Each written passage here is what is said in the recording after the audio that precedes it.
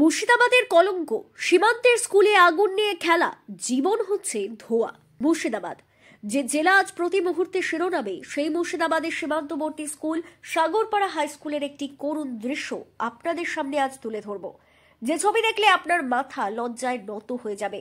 আমরা কথা বলছি যুব সমাজের ভবিষ্যৎ নিয়ে, যাদের হাতে বই থাকার কথা, তাদের হাতে আজ জ্বলন্ত সিগারেট। সময় সকাল 10:30।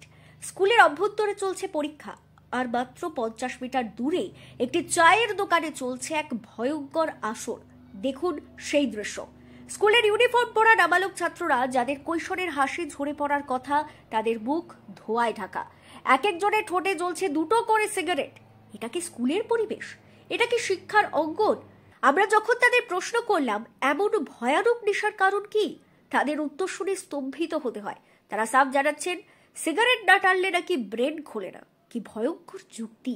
এই বয়সে মস্তিষ্কের পুষ্টির জন্য তাদের দরকার ছিল পুষ্টিকর খাবার আর মনোযোগ, অথচ তারা বেছে নিয়েছে তামাকের বিষ।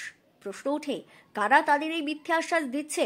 আমাদের প্রশ্ন সাগরপাড়া উচ্চ বিদ্যালয় পরিচালন কমিটি ও বিদ্যালয় কর্তৃপক্ষের কাছে।